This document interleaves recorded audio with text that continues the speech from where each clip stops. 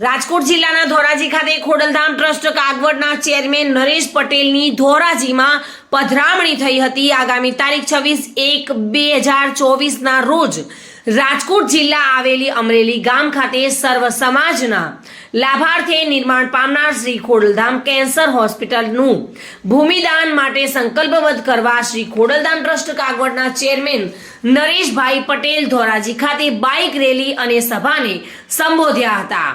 શ્રી લેઉવા પટેલ કેળવણી મંડળ ટ્રસ્ટના પટાંગણમાં ખોડલધામ કાગવડ ટ્રસ્ટના ચેરમેન નરેશ પટેલે ઉપસ્થિત જનમેદનીને સંબોધતા જણાવ્યું હતું કે ખોડલધામ ટ્રસ્ટ હંમેશા લોકોના આરોગ્યની સુખાકારી માટે ચિંતિત રહે છે।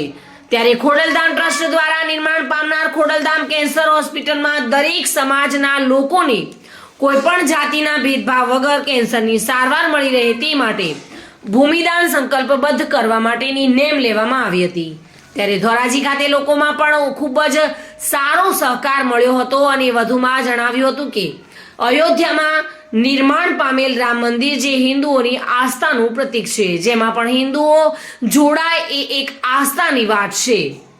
ખોડલધામના અનેક પ્રકલ્પોના ભાગરૂપે આરોગ્ય ધામનું નિર્માણના ભૂમિપૂજન નિમિત્તે 21/1/2024ના રોજ ભૂમિપૂજન થવાનું હોય તો આખા ધોરાજી તાલુકાને રૂબરૂ આવી ખોડલધામની ટીમ અહીંયા આમંત્રણ દેવા આવી છે। ત્યારે ધોરાજી તાલુકાના સર્વ સમાજ અને લેવા પટેલ સમાજને આ તકે આમંત્રણ પાઠવું છું અને ખાસ વિનંતી કરું છું કે આ એક ઐતિહાસિક ક્ષણ જે બનવાનો છે એના સૌ સાક્ષી બને એવી મા ખોડલના ચરણોમાં પ્રાર્થના કરું છું। સાથે સાથે આજે જે માહોલ ધોરાજીની અંદર લેવા પટેલ સમાજનો મને જોવા મળ્યો છે એમાં ખાસ કરીને મહેનત કરી છે ભાઈ અમારા અરવિંદભાઈ વોરાએ, ભાઈ વરુણે અને ભાઈ લલિતભાઈ વસોયા।